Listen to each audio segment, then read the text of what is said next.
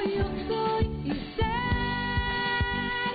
un apóstol para ti, un fiel pescador que vive en esperanza y llevando tu palabra a quien le hace falta tu amor. Y así, catequista hoy yo soy y sé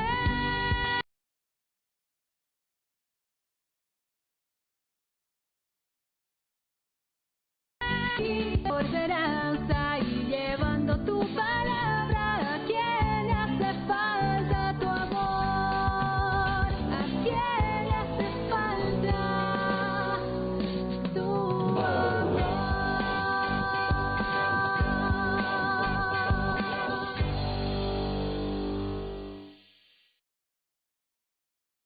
Con la oración y la formación permanente. 2. Estudiar y amar la palabra de Dios como fuente principal de la catequesis.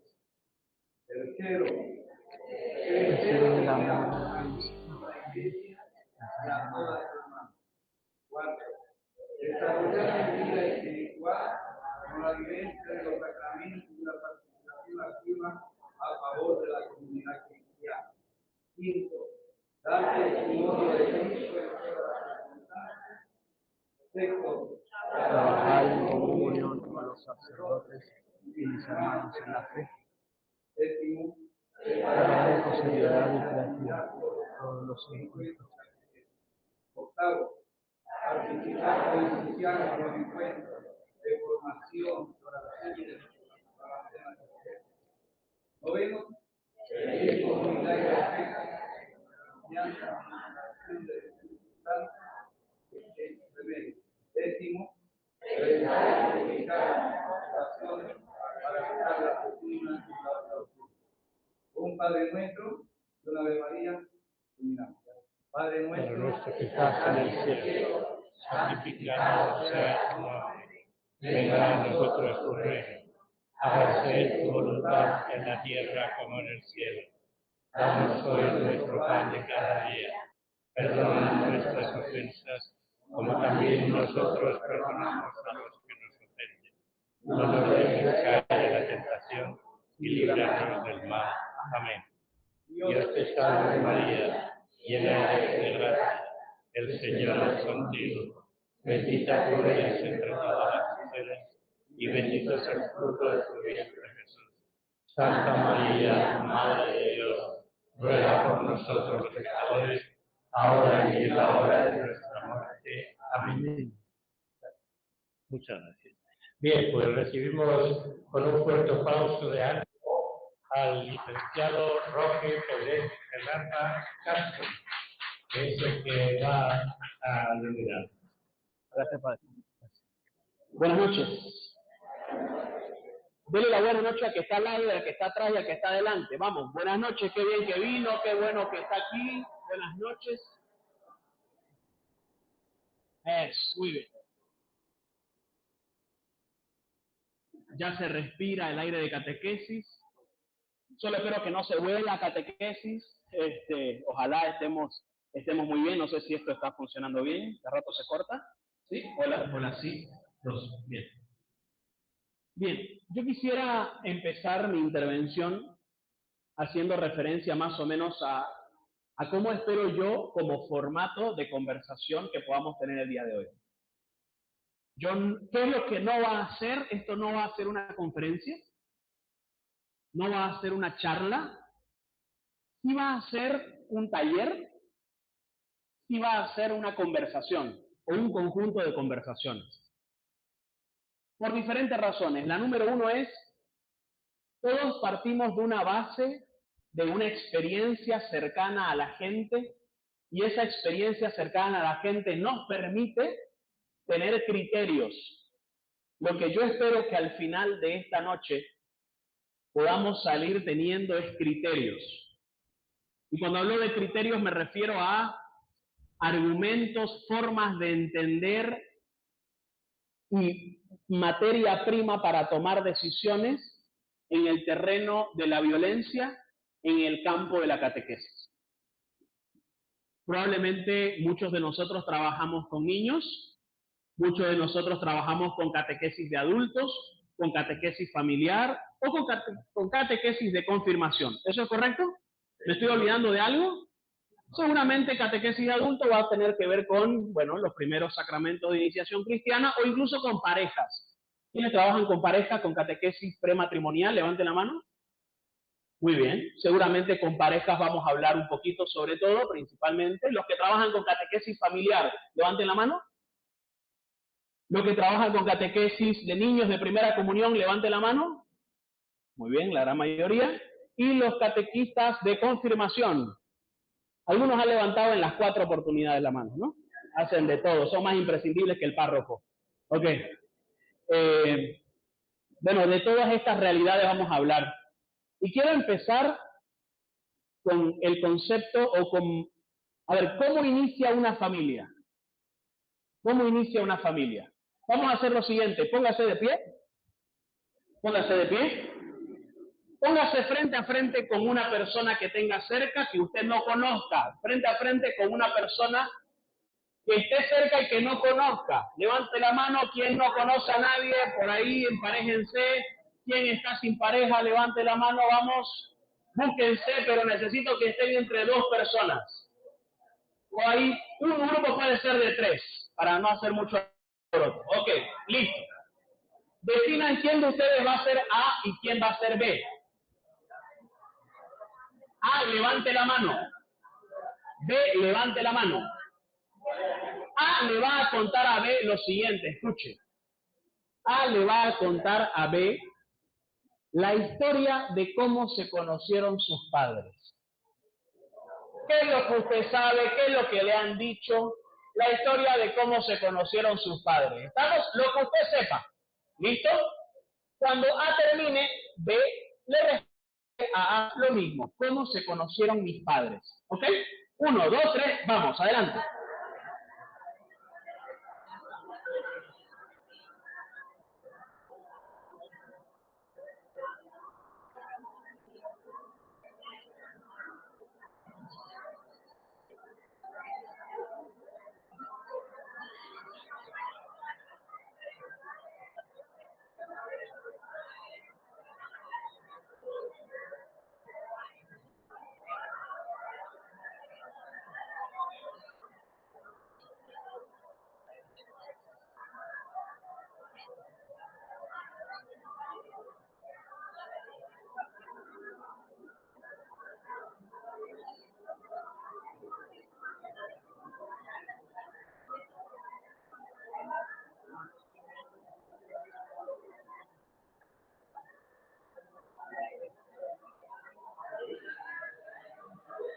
Ya no hable para su padre, ya estuvo bueno ya. Ya además es chisme, tome asiento. De más es vicio ya, tome asiento. Ya empezó a contar de los pecados del papá, los pecados de la mamá. No, ya, bájele. Ok. Bueno, así inicia una familia. La historia de cómo inicia una familia radica probablemente en mis padres se conocieron hasta hoy comimos tal cosa. Esa es la historia familiar de alguien, ¿verdad? Bien. Empiezo por la pareja, por una familia comienza con una pareja, ¿no? ¿Qué tipo de violencia uno puede evidenciar cuando trabajamos con parejas? Violencia psicológica, es decir, insultos, humillaciones, degradación, ¿verdad? Ataques directos a la dignidad del otro. ¿Qué otro tipo de violencia? Yo me voy moviendo, así que yo quiero escucharlo no solamente a los que están aquí adelante. ¿Cómo? Violencia física, puede aparecer violencia física. Ajá. ¿Qué otro tipo de violencia? Violencia económica, sobre todo cuando el tema del dinero es usado de forma manipulatoria o como método de poder de sometimiento a la otra persona. ¿Qué otro tipo de violencia? Violencia de tipo sexual, cuando mis intenciones de intimar sexualmente son sobrepasadas solo porque vos tenés ganas. ¿Sí? Manipulación con el tema de los niños, todas las diferentes formas de manipulación son consideradas también violencia psicológica. ¿Qué otro tipo de violencia podemos evidenciar en las parejas? ¿Como qué, por ejemplo? Ya, ok, por ejemplo, el tema del trabajo es no te dejo trabajar, ¿no? Te culpabilizo. Fíjense, en la manipulación, es muy común, vamos a identificar 4 tipos de manipulación.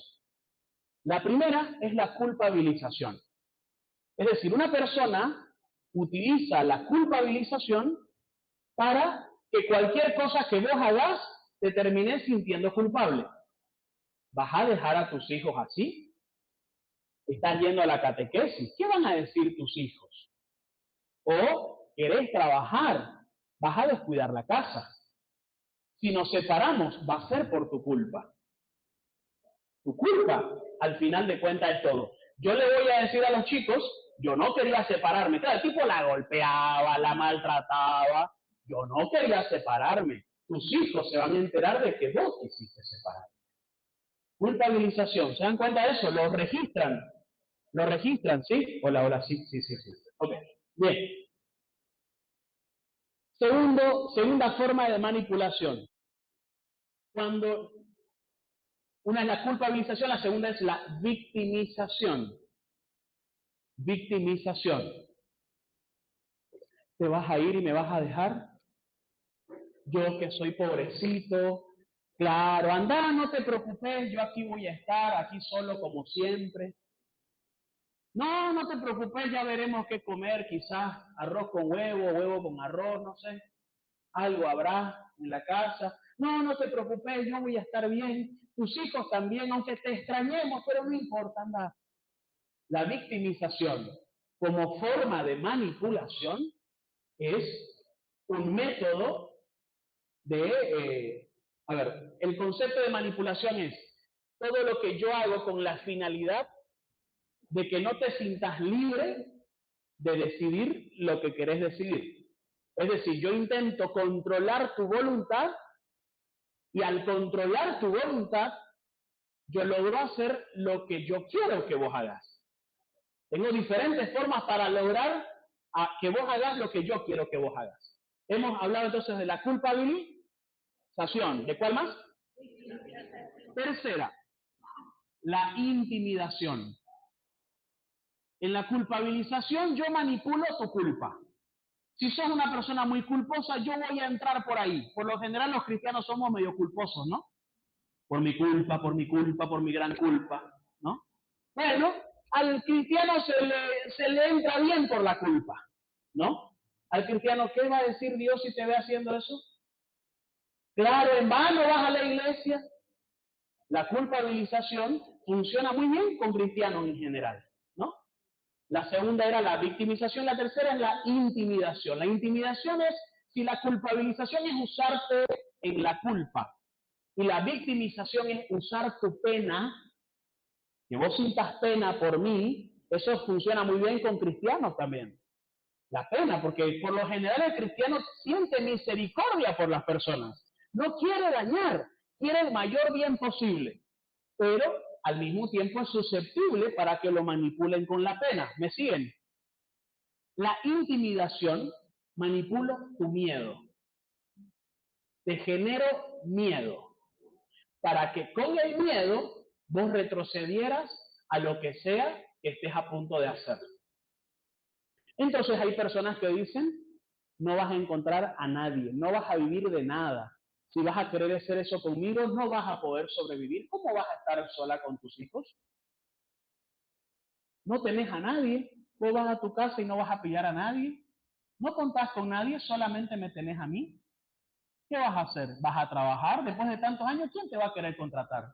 No vas a pillar a nadie más que a mí.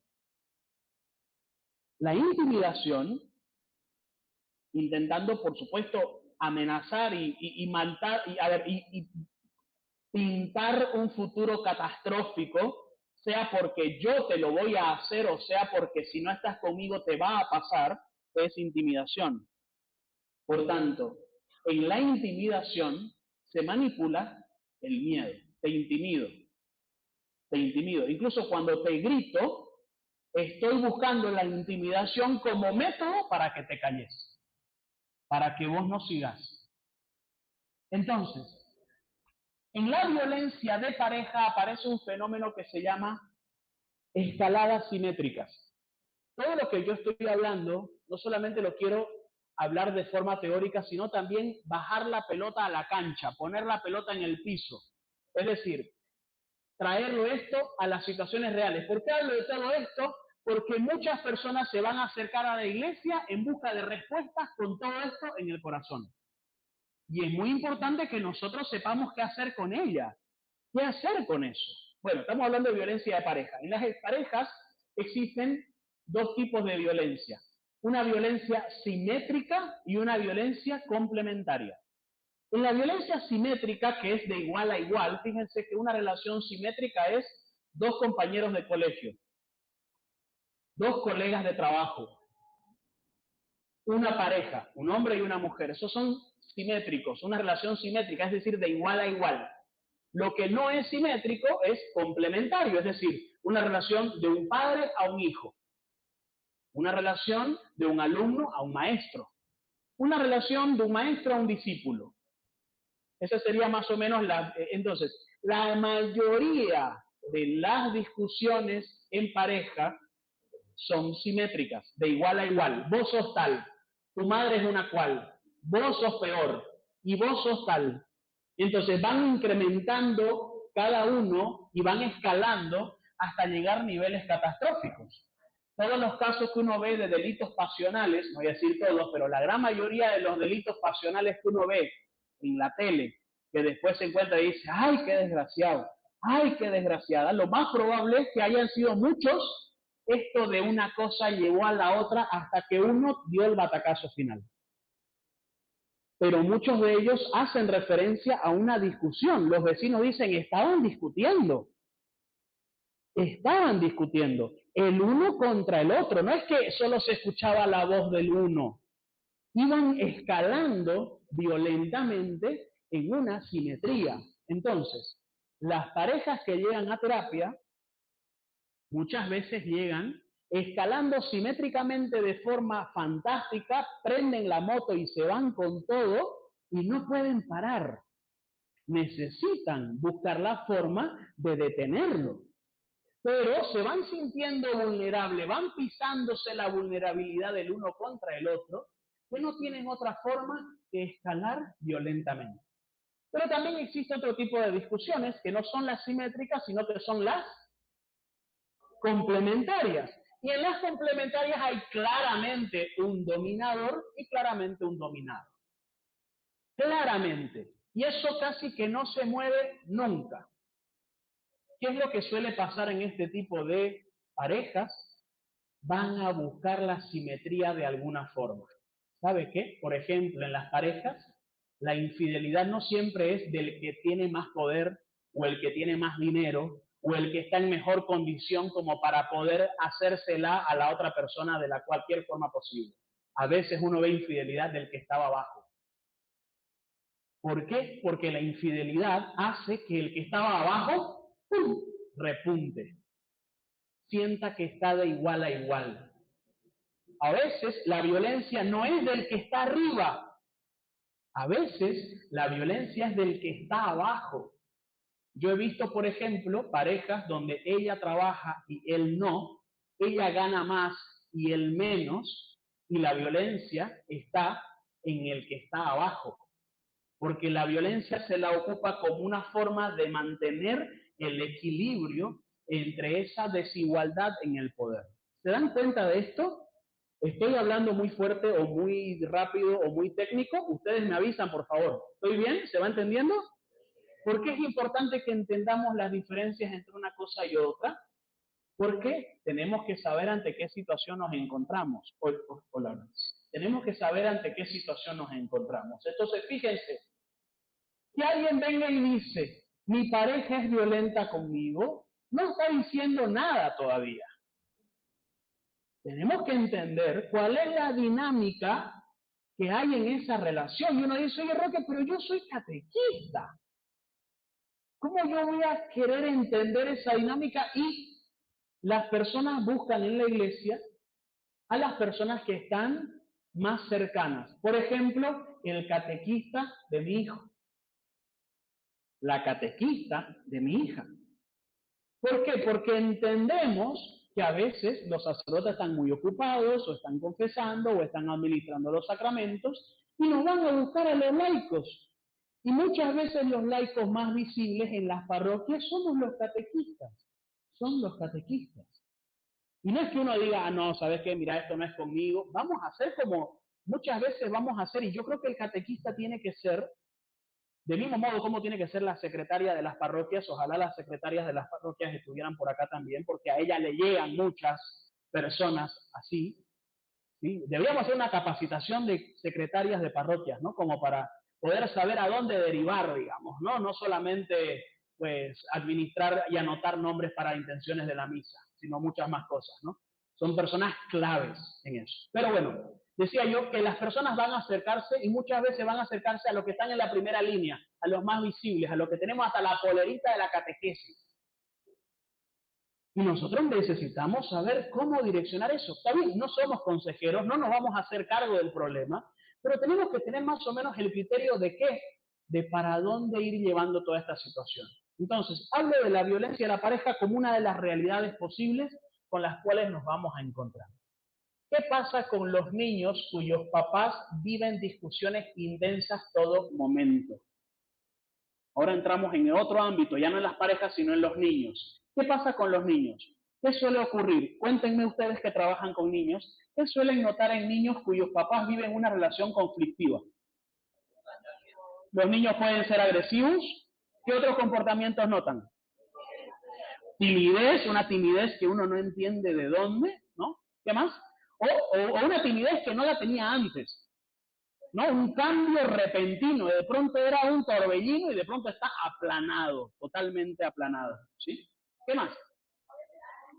A veces al contrario, ¿qué? Llama la atención, está llamando la atención todo el tiempo, como si necesitara existir.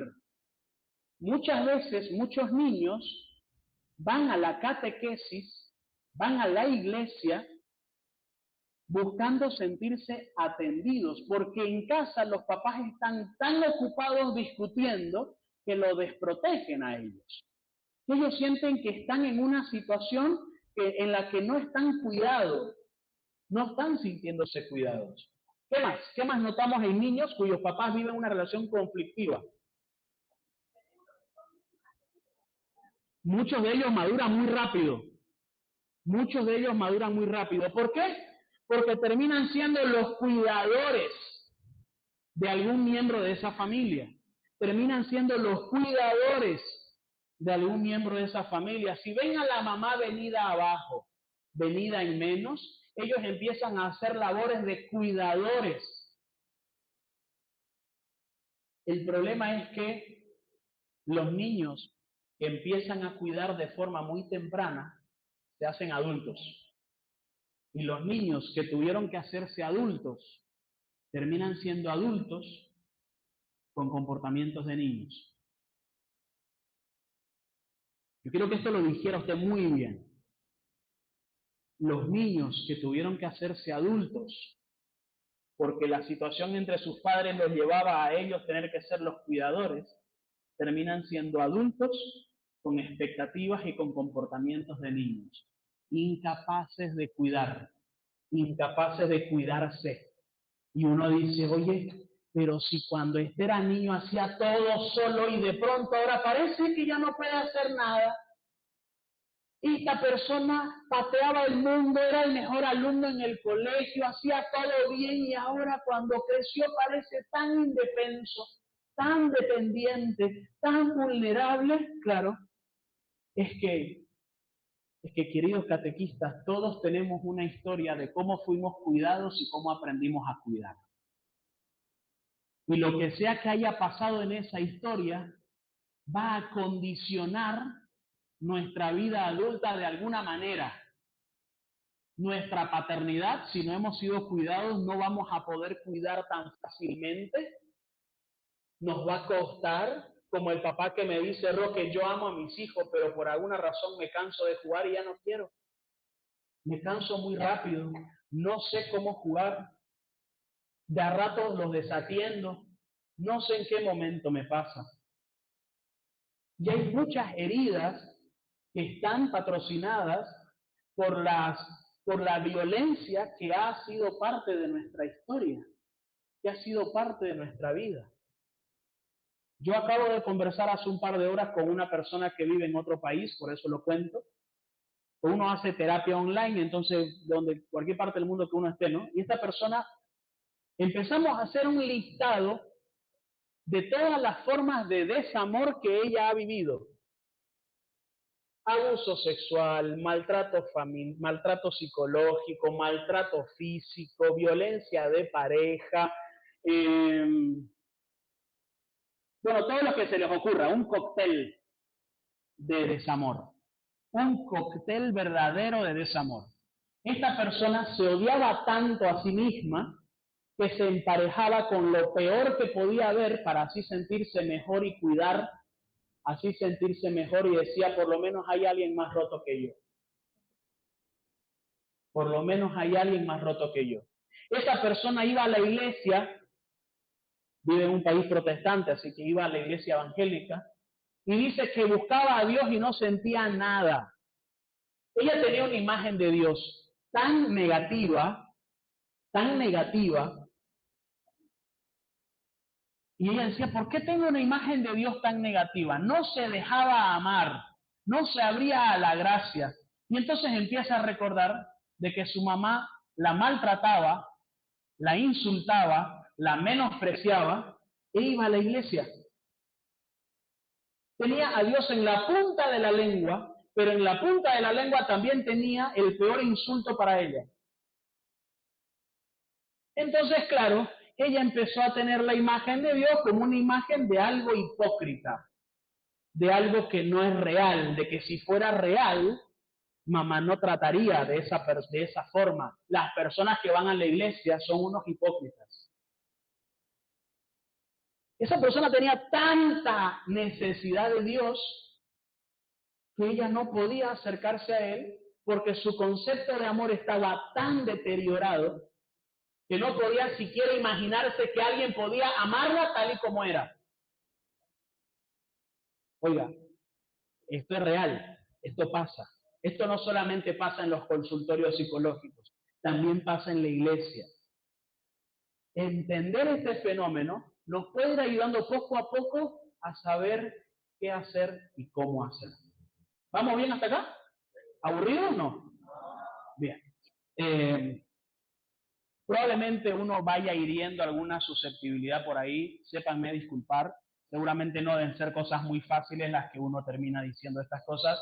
Me encantaría hablar sobre las letanías y sobre, qué sé yo, ¿no? La apostasía, pero no fue para eso por lo que se me invitó, ¿sí? Continuemos, vamos a los niños que son víctimas de violencia, padres con dificultades para cuidar,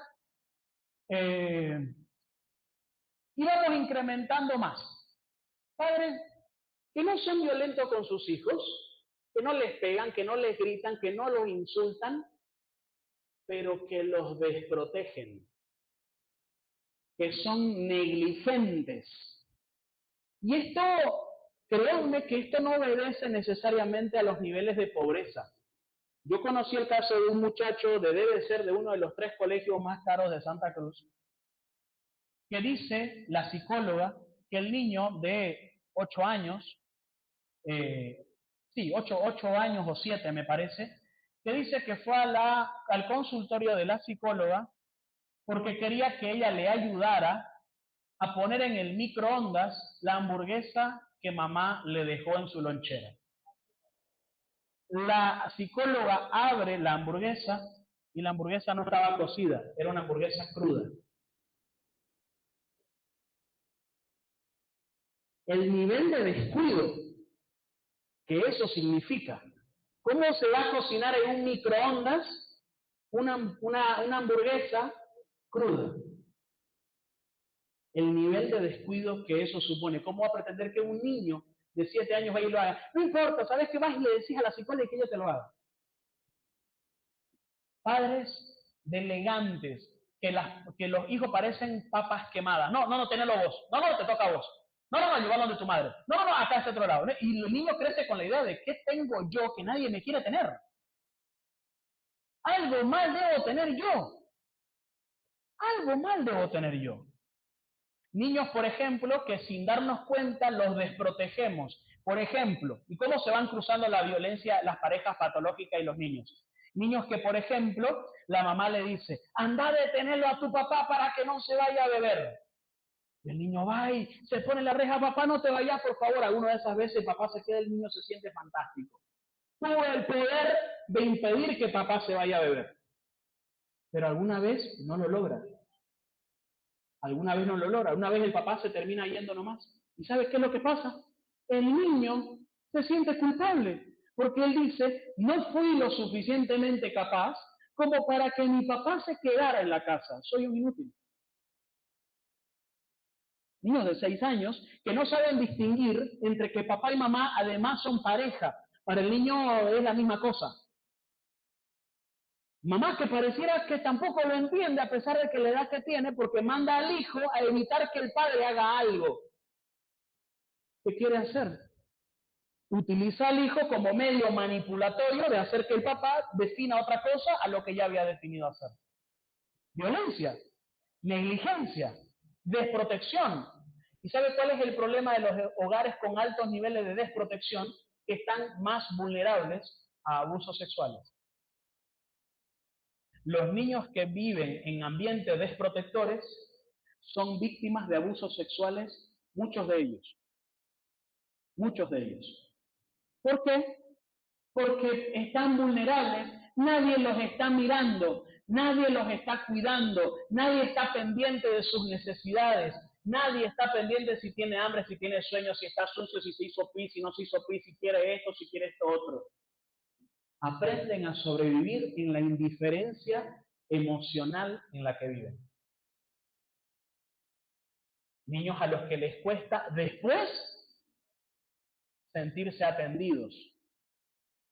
Y muchos de estos niños que ya han sido víctimas de abuso sexual, muchos de ellos, lo que hacen es no contar. ¿Por qué? Uno dice, oye, ¿por qué no cuenta?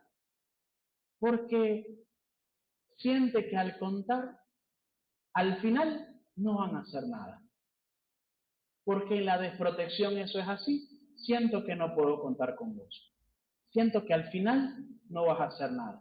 Al final, si te digo que abusó de mí tu pareja, mamá, el padrastro mío, vos no vas a hacer demasiado para eso. ¿Y cómo qué? Muchas veces termina pasando eso. Te has inventado, deben ser tus cosas, ya te va a pasar porque la mamá se queda pues con un lío. ¿El lío de qué? De enfrentar conversaciones difíciles. Oye, escúchame, esto ha pasado y hay que poner los puntos sobre las íes. Por supuesto que sí, pero es una realidad tan dolorosa. Ahora vamos al terreno de la catequesis, lo más difícil. Niño menor de edad, les planteo un caso, una situación. Niño menor de edad, te cuenta a vos, mayor de edad, que ha sido víctima recientemente de abuso sexual. ¿Puede pasar, sí o no? Por supuesto. ¿Qué hacemos los catequistas? Aquí vamos a los criterios. ¿Qué hacemos? ¿Qué deberíamos hacer?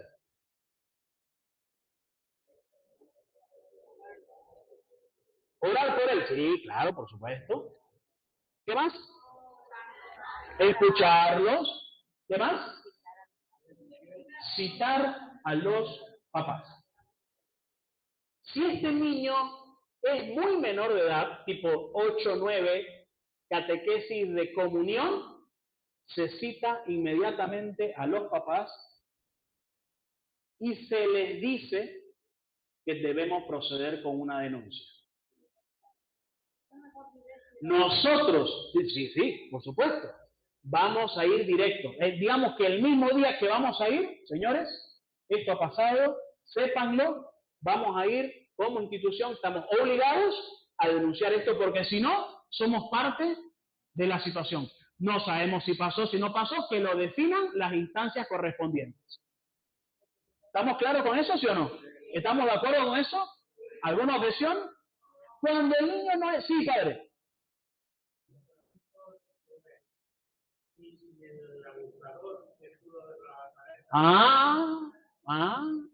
Bien. Criterios.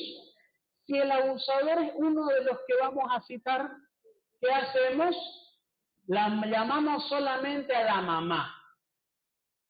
¿Sí o no? ¿Es posible? ¿No es posible? ¿Es muy difícil? No sabemos si la mamá sabe, y déjenme decirles, escúchenme con el dolor de mi corazón, déjenme decirles que muchas veces detrás de un padre depredador hay una madre carente de poder, con muy poca posibilidad de protección. Porque ella sabe qué es lo que tiene que hacer: agarrar a su hijo, sacarlo a su hijo de ese lugar en el que se siente expuesto y fajarse la vida sola, si es posible. Pero si es una persona venida en menos, usted sabe que el 85%, estos datos de acá, el 85% de denuncias de violencia perpetrado por maridos, esposos o novios a mujeres, el 85% de esas denuncias son retiradas por las mismas mujeres. Es un problema serio. No es tan fácil. No es tan fácil. Sin embargo, ¿qué es lo que estamos obligados a hacer? Denunciar. Denunciar. No podemos confiar en que la mamá va a hacer algo al respecto, va a denunciar, va a tomar las cartas en el asunto. No podemos confiarnos en eso.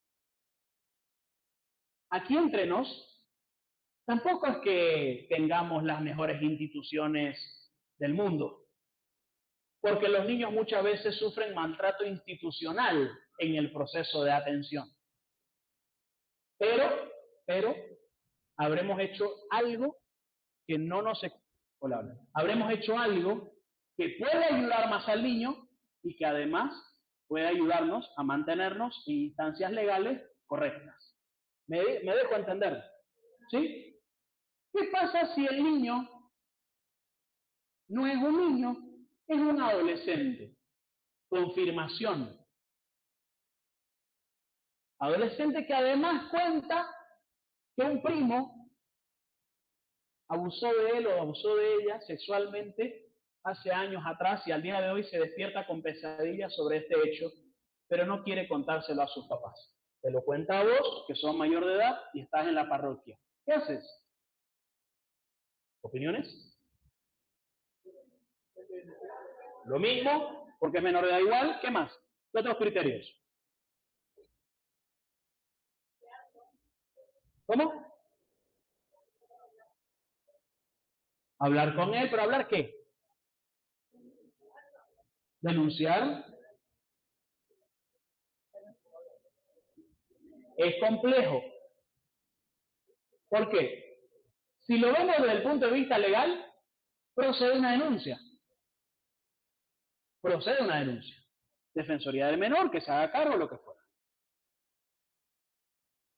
Pero muchas veces, y ahí está el tema del maltrato institucional al menor, muchas veces, cuando se hace eso, solo se persigue al abusador y la víctima solo está para contar lo que ocurrió. No tiene acompañamiento, solo está para descubrir al abusador, solo está para ser la prueba fehaciente del daño, pero nadie se hace cargo del daño. Nadie se hace cargo del daño. Hay un psiquiatra al que yo sigo mucho en estos temas de violencia. De hecho, muchos de los criterios que yo he podido exponer acá me he empapado de él, que se llama Juan Luis Linares. Y deseo buscarlo. Psiquiatra se llama Juan Luis Linares, psiquiatra y psicólogo español, escritor también. Tiene muchos libros en el campo de la terapia familiar. Tiene un libro sobre violencia que se llama Del abuso y otros desmanes. Él no escribe para público en general, escribe más para psicólogos, pero es una lectura que se puede entender. Juan Luis Linares, y el libro se llama del abuso y otros desmanes. Él tiene otro libro que lo sacó, creo, el año pasado o el anteaño pasado, que se llama Maltrato institucional en la atención al menor. Maltrato institucional en la atención al menor. Él dice que la mayoría de nuestros estados actúan de una forma muy similar, pero el niño pasa de un abuso sexual a un maltrato institucional. Por ejemplo, el sentido común nos lleva a pensar que es mejor que el niño no viva cerca de su abusador. Por favor, ¿a quién se le ocurre? ¿Sí? Separémoslo. Y con él separamos a todo el clan familiar, muchas veces. Lo extraemos del contexto porque probablemente se encuentre padre adicto, mamá con problemas psiquiátricos, entre otras cosas, y el Estado cree y considera que este niño no puede crecer en un ambiente como este y lo retiran de ese ambiente. Y lo ponen, por supuesto, en instituciones a las cuales también ocurren diferentes tipos de maltratos. Entonces, él cuestiona y dice, ¿por qué no está lleno de terapeutas familiares eso para generar rehabilitación familiar, reparación familiar? Digamos que no importa mucho. Cuando busquen al psicólogo es para nada más para saber si hay daño o no hay daño y después se olvidan del psicólogo. O a lo mucho para que esté en las recomendaciones. Recomendamos terapia personal o familiar o lo que fuera. O para que los padres vayan obligatoriamente a escuelas de padres. Pero no se trabaja en rehabilitación y en reparación familiar. Cuando en realidad está sacando algo, seguramente no está siendo el mejor de los contextos en este momento, pero hay algo ahí que puede funcionar para este niño. Hay algo ahí que puede funcionar para este niño. Hay algo en ese ecosistema que puede funcionar para este niño. Pero eso es una crítica que poco o nada podemos hacer porque la ley es la ley y los procesos son los procesos. ¿Pero por qué lo comparto? Para tener criterios. Acuérdense, para tener criterios a la hora de decir las cosas. Que no solamente la hagamos porque la ley dice, hay que hacer la ley, por favor, que no se malinterprete.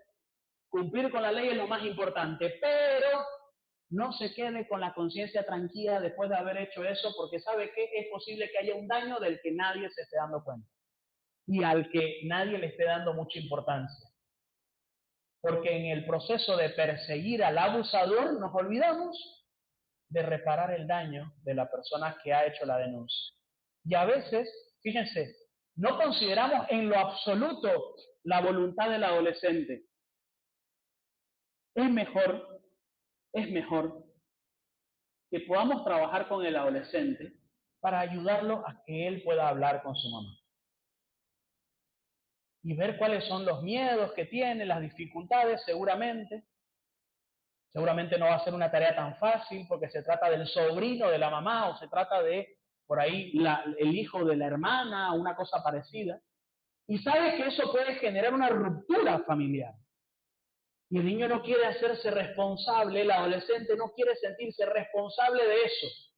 Y hay que ir preparando para que eso ocurra. A veces nosotros, porque la ley lo establece, somos muy agresivos con eso. Mira, ¿sabes qué? Ya no me contés más, yo tengo que denunciar esto, listo, olvídate. Y el niño, no, yo tengo que denunciar esto. Tenemos que hacerlo con criterio, con delicadeza, con misericordia. Lo vamos a denunciar, pero también con preparar a este adolescente para que sea capaz de sostener entrevistas psicológicas, periciales, y muchas de estas cosas que son muy estresantes, muy difíciles. A veces, ¿sabe qué creo? Y esto lo digo con cierta duda, pero a veces creo que a todo lo que se exponen los chicos después de haber denunciado es igual o más difícil que el abuso mismo. Hay chicos que han sido abusados y que tiempo después lo que más le duele fue la reacción que tuvieron cuando contó. Se pueden sentir desprotegidos incluso cuando lo contaron, incluso cuando lo dijeron. ¿Vamos yendo bien? ¿Qué hora es? Ok. Bien. Hemos hablado de muchas formas de violencia, criterios. Seguramente cuando nosotros vemos un problema, sobre todo cuando se trata de niños, sobre todo cuando se trata de menores, realmente no es fácil, no es sencillo lidiar con ese tipo de situaciones. Muchas de ellas rozan también la responsabilidad legal y es importante entender, por ejemplo, muchos matrimonios llegan a la iglesia quebrados, rotos, ante la cual la iglesia, digamos que lo que ha hecho muchas veces es ofrecerle que venga a la parroquia, que se confiese. Los sacerdotes no abastecen y ni siquiera nosotros entendemos cuál es la diferencia entre una confesión y una consejería. La gente puede estar confundida. Va y se confiesa, padre, ¿sí o no? Se confiesa, pero es como una consejería, no es una confesión. El 90% de las personas, me encanta que lo diga un sacerdote, el 90% de las personas que van a la iglesia a buscar al sacerdote para confesarse, en realidad están buscando una consejería. Una consejería. No sé qué hago con mi marido, no sé qué hacer con mi hijo se fue de la casa, no sé qué hacer. Oiga, y los sacerdotes no abastecen. Pero cuando toca formarse en consejería, no, eso es muy difícil, no, eso no es para mí, no, prefiero que otro más lo haga. ¿Quién lo va a hacer? ¿Quién lo va a hacer? Hay gente que no va a llegar a instancias profesionales, está buscando de Dios, sí, pero está buscando escenarios de consejería. Yo creo que es muy importante, y lo escuché al padre Pepe alguna vez decir, en un curso de formación de consejeros que dimos allá en el 2019, él decía algo interesante, él decía, debemos llegar al momento en el que tener un consejero dedicado a la parroquia sea tan importante como tener una secretaria en la parroquia. Pero ahí, dispuesto a escuchar, a auxiliar, consejeros familiares, consejeros matrimoniales, consejeros de jóvenes, que seamos capaces de desarrollar el ministerio de la escucha, el apostolado de la escucha. Es maravilloso eso, porque eso así podremos ser realmente hospitales de campaña, como el Papa Francisco nos ha llamado tantas veces a hacer. Los catequistas estamos para muchas más cosas que hacer dinámicas, entretener a los niños y enseñarles qué es lo que tienen que hacer en el día de la ceremonia. Para muchísimas más cosas. Estamos dispuestos para salvar vidas. La gente llega con la finalidad del sacramento, pero en el medio termina sintiendo que en la iglesia puede encontrar la respuesta de su sufrimiento y de su malestar. Usted no tiene idea cómo muchas parejas a los grupos matrimoniales llegan rotas, pero rotas, casi que en lo último de su relación. Y es que así somos los seres humanos, buscamos a Dios en el medio del dolor, donde uno siente que no hay forma humana de superar esta situación más que en Dios. Pero si ellos nos encuentran a nosotros en la iglesia, más preocupados por, no sé, quién va a ser la gelatina del día domingo, perdón por la expresión, seguramente hay algo que no estamos haciendo bien. ¿Me explico? ¿Sí? Hagan gelatina, por favor, sigan haciéndola, la gelatina es deliciosa. Pero yo creo que estamos llamados para eso, pero para una cosa mucho más fundamental. ¿Sí? Yo aprovecho que digo esto porque entiendo que estoy hablando a muchas realidades en este momento. ¿Sí? Voy cerrando con algunas cosas. Aparece atrás también el fenómeno del bullying, del acoso escolar. Ya no estamos hablando de dinámicas familiares, estamos hablando de dinámicas escolares, contextos que también tienen que ver con lo familiar, porque muchas veces uno descubre detrás del acosador del niño a una persona que vive violencia en su familia. Pero más allá de eso, definamos qué es el bullying. ¿Estamos? El bullying es cualquier situación de acoso, cualquier situación de acoso que se da entre pares, por ejemplo, de igual a igual, relaciones simétricas. El profesor no le puede hacer bullying al niño. Eso no es bullying, eso es abuso. Eso no es un acoso escolar. ¿Sí? Eso es un abuso de poder, un abuso de autoridad. ¿Vamos bien con los términos? Abuso es de una posición de poder hacia otra inferior. Eso es abuso. Te abusas de tu poder. En este caso, el acoso es de igual a igual. Primer criterio para que algo sea bullying, tiene que ser de igual a igual. Segundo elemento para que sea bullying, tiene que ser constante. Que haya pasado una o dos veces no lo constituye en bullying. Lo constituye muchas cosas, pero no es el bullying en sí mismo. El bullying en sí mismo es sistemático, continuo. Es un calvario casi de todos los días. Yo a los chicos, ¿qué edades más o menos suelen ser más vulnerables ante el bullying? O vamos a decir, ¿qué cursos por lo general son más vulnerables ante el bullying? Cursos en el colegio. Primero de secundaria, lo que antes era, ¿qué? Séptimo o segundo intermedio, ¿no? Primero de secundaria. Séptimo, ¿no? Séptimo, bien. Primero de secundaria, ¿qué otro curso? Uno más abajo y uno más arriba. Hay en quinto sí, hay en quinto quizás en la segunda mitad del año, digamos, ¿no? Pero la mayoría se instala en sexto de primaria, primero de secundaria y segundo de secundaria. ¿Sí? Muchos de ellos tienen que ver con el cambio de edad. De hecho, uno observa en esos cursos que hay niveles diferentes de maduración. Por ejemplo, si un chico está en sexto ¿qué edad tiene uno? ¿10, 11? Muy bien. Si alrededor de 10, 11 años, 10, 11 ya tiene celular, probablemente, ¿no? O por lo menos tiene acceso a diferentes cosas. Si el de 10, 11 además tiene un hermanito mayor de 15 años, ¿qué puede empezar a hacer? Puede empezar a replicar cosas. Y entonces empezamos a tener en esos cursos a los adelantaditos y los que todavía están jugando a los muñequitos. O tenemos también en esos cursos a las mujercitas que ya están como ya mirando para los otros cursos, digamos, ¿no? Porque ve que sus compañeros son unos aniñados. Las de segundo dicen, ay, mis compañeros todavía son aniñados. Me gustan los de la promo. Miércoles, apunta alto la chica, ¿no? Apunta alto. Y otra cosa empieza a pasar en esos cursos, las amistades van cambiando. Antes las amistades eran porque nos tocó sentarnos juntos, porque nuestros padres son amigos, porque vivimos al lado del uno del otro, porque nos tocó, básicamente. No hubo un proceso de selección de amistades. A esta edad sí ya las hay. Ah, si yo me junto con él, los de allá no me van a querer.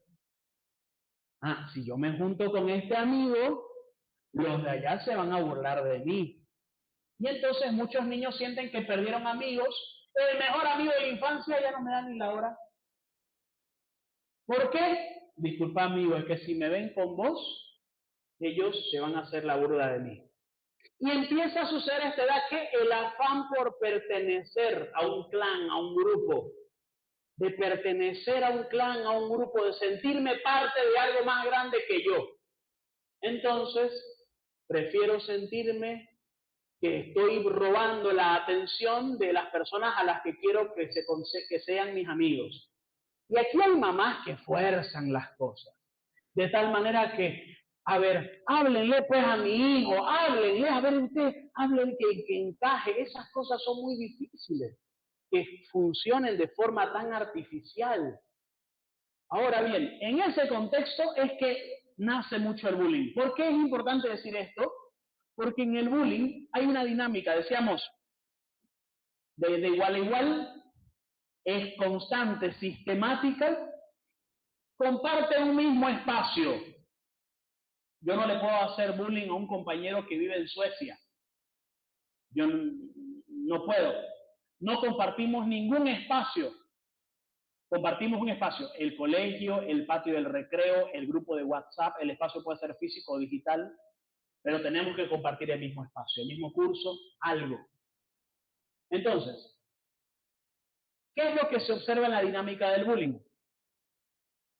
Lo que se observa muchas veces es, ¿qué es lo que se hace? Lo que comúnmente, veamos, listado de cosas que hacemos ante situaciones de bullying. Normalmente, agárrense de la mano.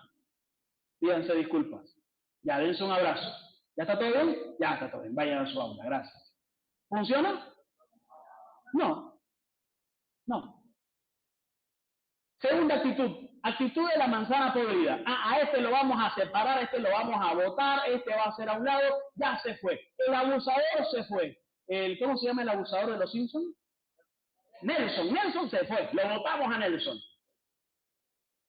Pero el bullying, ya les dije, el bullying es sistemático. ¿Qué va a pasar dentro de poco tiempo? Aparece otro Nelson. Es sistemático, ¿por qué? Porque es la misma historia con los personajes distintos. Pero es la misma trama. El abusado en posición de víctima, desprotegido, indefenso, y el resto que puede aprovechar para que esa situación pueda generar algo. Bien. Otro tipo de cosas que suele pasar con el bullying, ¿qué es? Ya lo decía siempre. Votar al abusador, separar el famoso tema de la manzana podrida. En su época también decían las manzanas podridas. En mi época le decía a un compañero, usted es el alumno ancla. ¿Por qué? Porque usted atrasa a toditos sus compañeros. El alumno ancla, usted es el que hace que se ancle y no avance nadie. Maltratadores son los profes también. ¿Qué más? ¿Qué otra actitud comúnmente hacemos patrocinado por nuestro sentido común, pero que no funciona?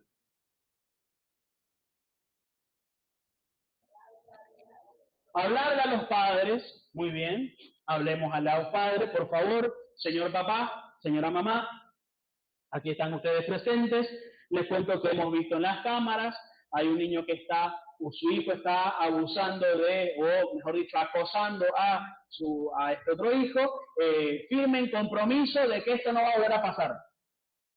¿Por qué no funciona eso? Porque los padres no están en el colegio. Por la sencilla y llana razón de que esto no pasa en la seguridad de sus casas, pasa en el colegio. Y hay papás que dicen, ¿mi hijo? No, a ver, no es porque sea mi hijo. Esta frase famosa, no es porque sea mi hijo, pero es que sería imposible de que lo haga, ¿no? Claro, por supuesto, es que en casa no está buscando llamar la atención, no está buscando pertenecer al grupo de amigos. En su casa simplemente está evitando tener problemas con ustedes, nada más. Pero, y hay una cosa interesante, ¿quién ha visto a un abusador? Yo les digo esto a los chicos, imagínense que el bully, el abusador, encuentra al abusado en la calle, solitos están los dos en la calle. ¿El abusador le hace bullying al abusado o no? No, ¿por qué? Porque ¿para qué le voy a hacer algo si no hay nadie que se ría?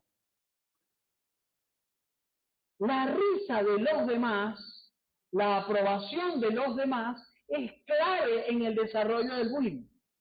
Por mucho tiempo se pensó que el bullying era una relación entre el abusado y el abusador. No, señores, la razón por la que hay bullying es porque hay espectadores que afirman al abusador, le dan la aprobación social. ¡Ay, qué bien que le hiciste eso! ¿Cómo bien? Malditando, cómo le hiciste volar su mochila, de la volcaste.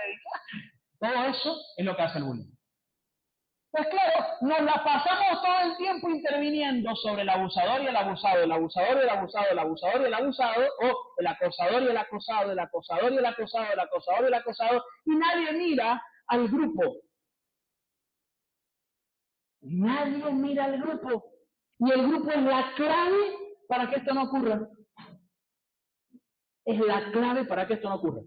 Yo les digo a los chicos, por ejemplo, con los que trabajo a veces situaciones de bullying, en talleres, en colegios y demás, les digo, a ver, cuenten cuántas horas pasan ustedes juntos en el día. No sé, hagamos la matemática con ustedes. Un estudiante normal, ¿cuántas horas pasa en el colegio? 5. Supongamos que 5. Algunos más, otros menos. 5. 5 por 5 días a la semana, ¿cuánto es? 25. 25 por 4 semanas al mes, ¿cuánto es?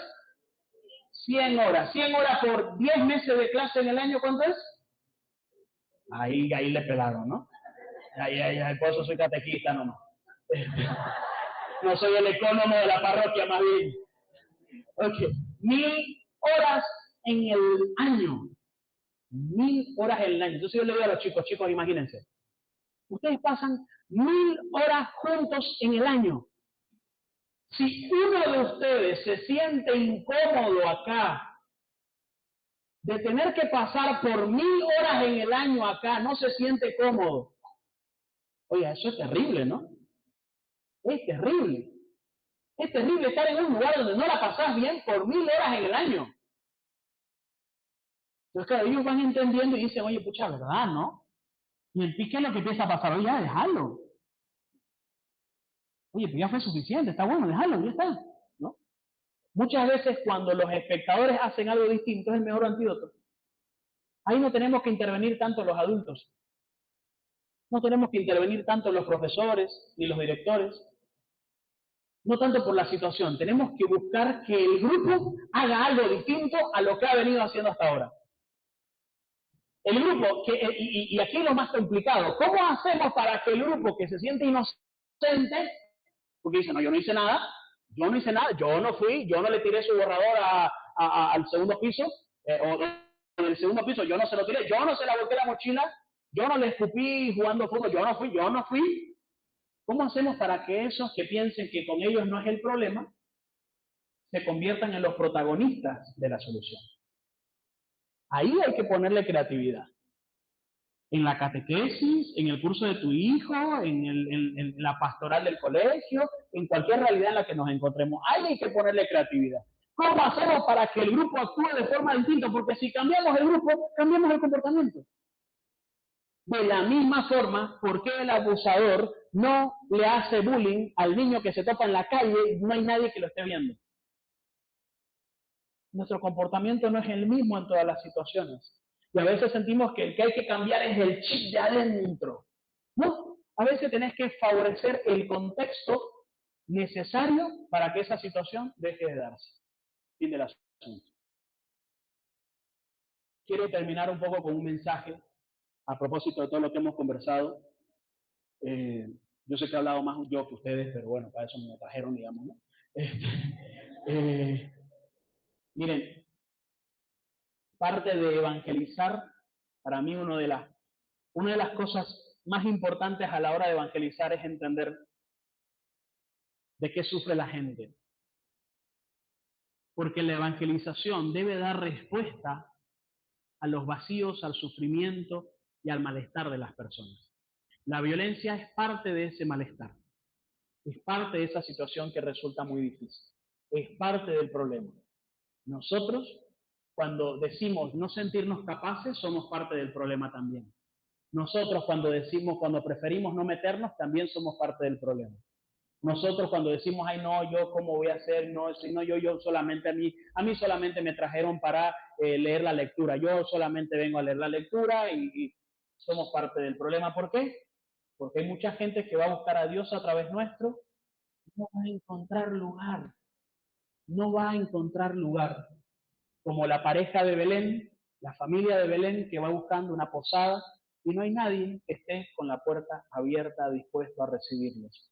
Jesús va a nacer en el corazón de las personas que estemos dispuestos nosotros a recibirlas en sus malestares, en sus miserias, en sus dificultades, y tenemos que entrenarnos mucho más en qué hacemos con las miserias humanas de las personas. El hambre es solo una de las tantas miserias humanas. La enfermedad es solo una de las tantas miserias humanas. ¿Qué hacemos con el resto de las enfermedades humanas, de las miserias humanas en la iglesia? ¿Qué hacemos aquellas que no se sanan con un pedazo de pan? o con una medicina, o con el acceso a un hospital o lo que fuera. Debemos dar respuesta a todas las miserias existenciales que hay en nuestra sociedad, y para eso estamos nosotros también dispuestos a hacer el trabajo, a pesar de que no sepamos muy bien cómo, pero formándonos para hacerlo cada vez mejor. Yo aplaudo este tipo de iniciativas que hay desde parte de la Comisión de Catequesis, pues para que podamos salir de acá preparados. No sean ustedes los catequistas que solamente se forman y nunca sirven. Fórmense para servir. Y mientras sirvan, se van a ir formando en el camino. Nadie es un modelo completamente formado para empezar a hacer algo al respecto. Todos de acá, saliendo de esta puerta, ya podemos hacer algo. Por lo menos podemos empezar asegurándonos de que nuestros hijos se sienten amados y que no nos están cuidando, están siendo cuidados. Es muy bueno que los niños cuidadores que llegan a la catequesis, porque no tienen idea de la cantidad de personas que llegan en la etapa de cuidadores. A mí me encanta esta idea y por favor quiero plantearla muy bien acá en esta parte final. Yo creo que una de las razones por las cuales Dios, esta es mi propia teoría, no la he leído en la suma teológica de Santo Tomás ni nada por el estilo. Ni siquiera sé si es una idea teológica razonable, pero yo pienso que una de las razones por las cuales Dios se muestra y se ha revelado a la humanidad como Padre es porque sabe que nuestras más grandes miserias son como hijos. Y muchos niños llegan sin poder ser hijos a la catequesis, sin poder sentirse cuidados. Y qué bonito que en una pequeña parte de su mundo haya un lugar donde ellos pueden ser niños, donde no tienen que cuidar a nadie, donde más bien son cuidados, donde no tienen que salvar a nadie, donde más bien son salvados. Y qué lindo que en algún momento, en alguna parte de su propia existencia, hay un lugar donde pueden sentir que están siendo cuidados. Y creo que la figura de Dios que es Padre, que es protector, que es cuidador, que es todopoderoso, que es todo amoroso, que es todo misericordioso, es la mejor figura de reparación y de sanación de toda aquella persona que nunca se ha sentido cuidada, amada por alguien más. Muchas gracias.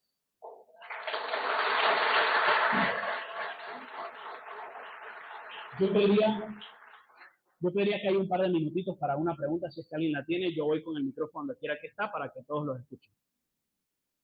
¿Preguntas? Sí, voy para allá.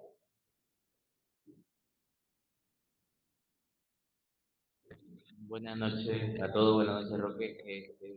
Yo tengo una niña en catequesis y ella me ha contactado 2 veces por el tema del bullying en el colegio. Y resulta que los que le hacen el bullying a otra amiga están en la misma catequesis de ella. Entonces, ella me pregunta, ¿cómo hacemos? ¿Qué hacemos? Yo le paso la pregunta a usted porque alguna de las cosas que ha dicho ya hemos procedido, ¿no? Pero no funciona, ¿no? Entonces... ¿Esa niña qué edad tiene? 15 años.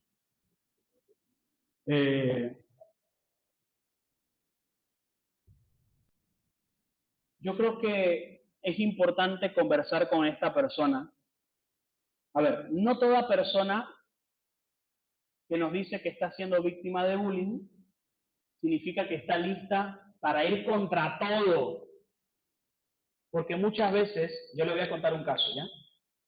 Un niño que le confiesa a su mamá que está siendo víctima de bullying. Y le confiesa a su mamá y la mamá, por instinto materno, agarra el celular y escribe al grupo de madres diciéndole: mi hijo me dice que en este curso está habiendo mucho bullying, entre otras cosas. Por supuesto, esta mamá con el fin de, por favor, miren a sus hijos, por favor, moderen a sus hijos. ¿Qué pasa? Nos faltó uno que estaba con el celular de la madre y al día siguiente el niño ya era el chismoso, incrementando la cuestión del bullying. Esto quiero decir que hay que confiar mucho en la sabiduría del niño. Nadie más que él sabe cómo se mueven los grupos y qué cosa podría hacerle sentir un poco más a salvo. Uno a veces dice en su pensamiento adulto: listo, cambiémosla de grupo, que no esté con esa gente, ¿no? Ese sería nuestro sentido común. Pero, ¿y si le preguntamos a la chica de qué forma cree que puede estar un poco más segura? ¿Qué podemos hacer nosotros para que vos te sintieras un poco más segura en este espacio? Quizás yo no puedo hablar con tu directora de colegio. Quizás no puedo convencerla de que haga algo, pues yo simplemente soy un catequista de una parroquia cercana al lugar. Quizás lo puedo hacer. Si tengo el coraje y la posibilidad de hacerlo, lo puedo hacer. Pero pensemos primero en la catequesis. ¿Qué tendría que pasar en esta catequesis para que vos te sintieras un poco más segura? Es una pregunta que yo se la haría a la chica. Y no tiene idea la sabiduría que hay ahí. No tiene idea. A veces uno piensa que hay que separarla por completo, que hay que hacerla encajar, que le hablen, que la abracen, que la convoquen, y a lo mejor lo que ella le haría sentir más segura es otra cosa.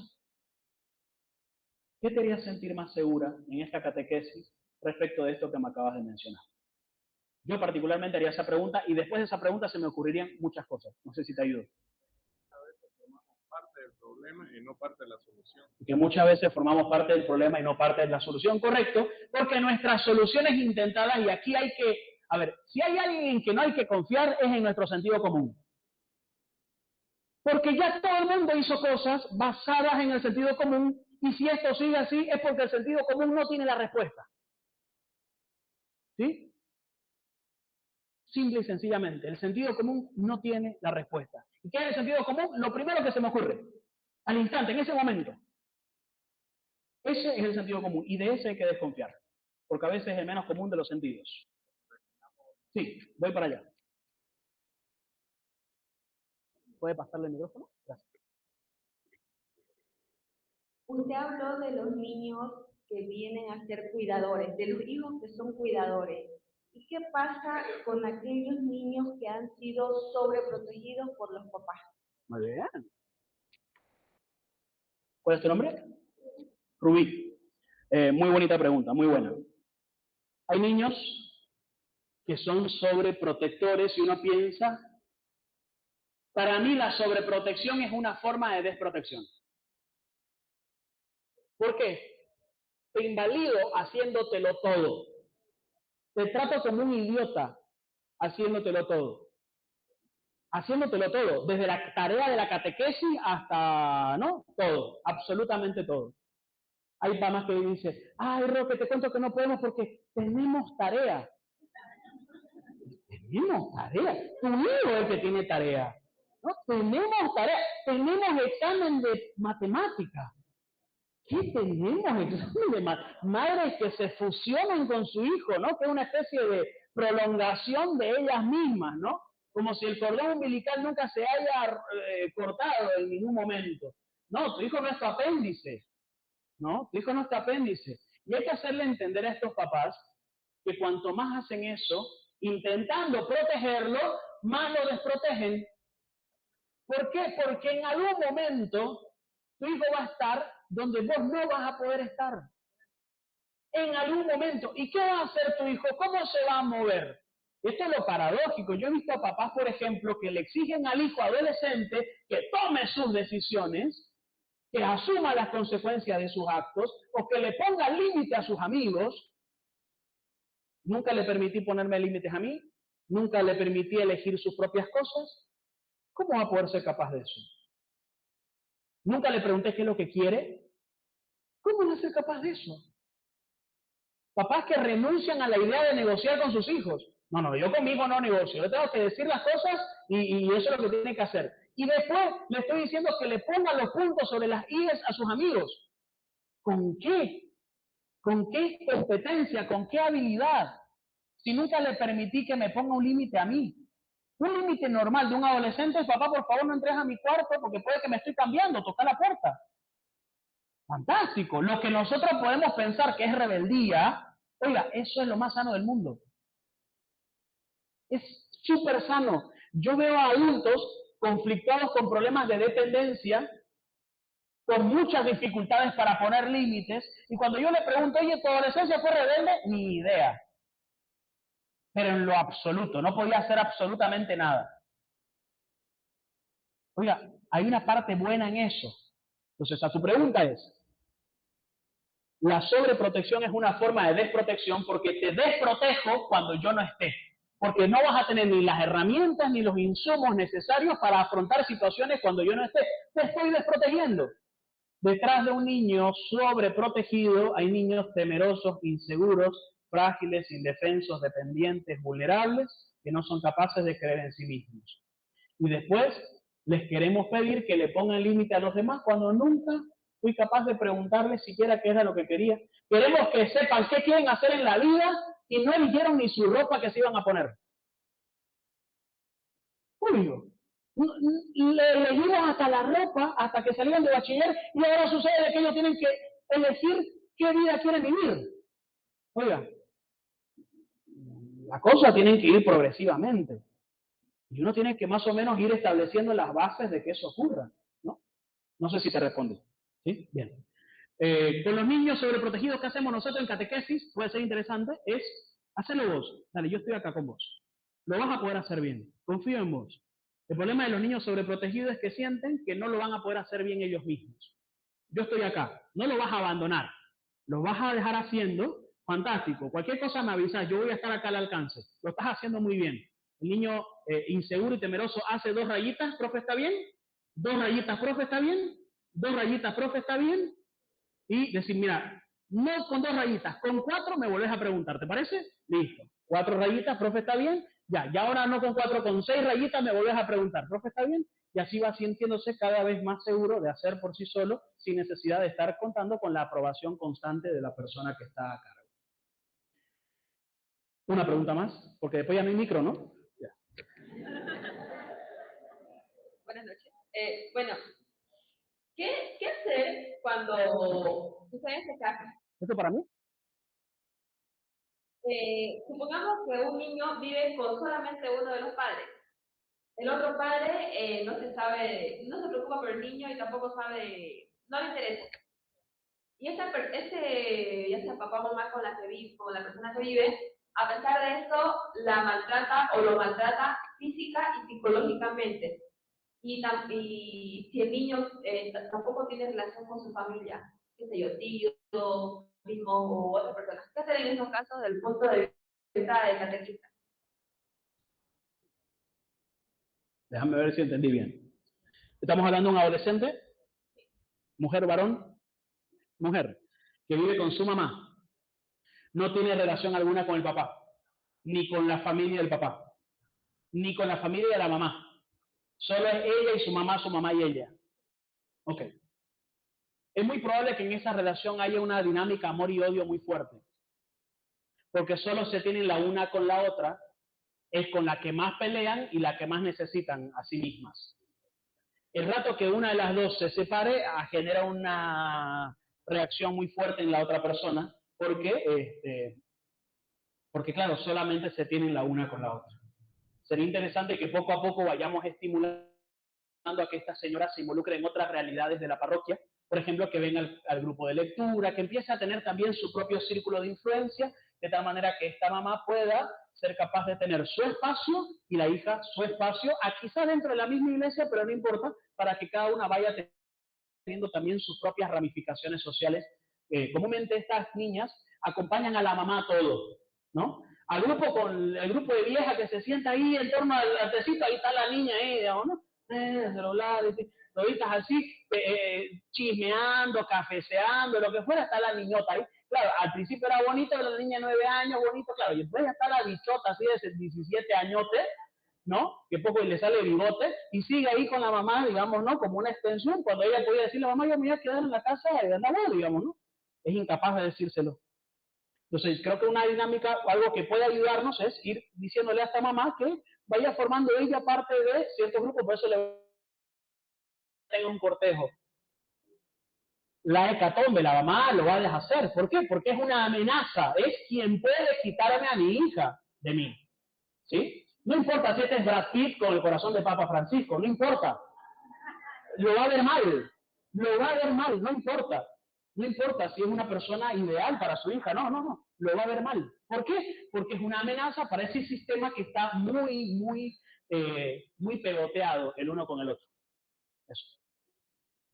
Bien, agradecerles. Gracias por por estar hoy acá y espero que por lo menos se salga con criterios para poder hacer las cosas cada vez de la mejor manera. Muchas gracias.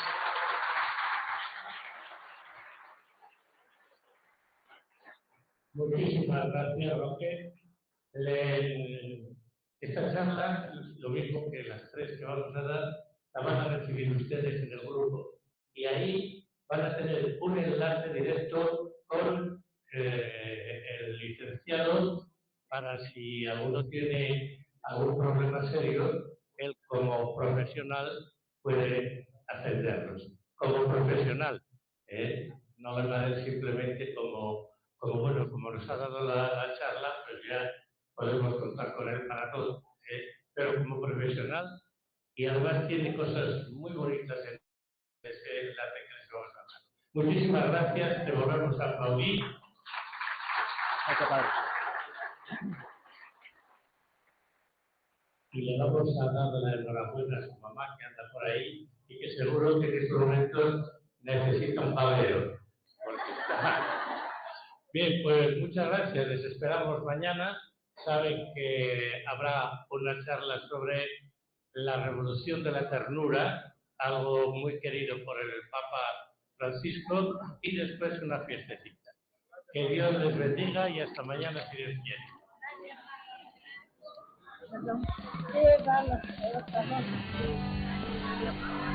¿Me invitan, claro?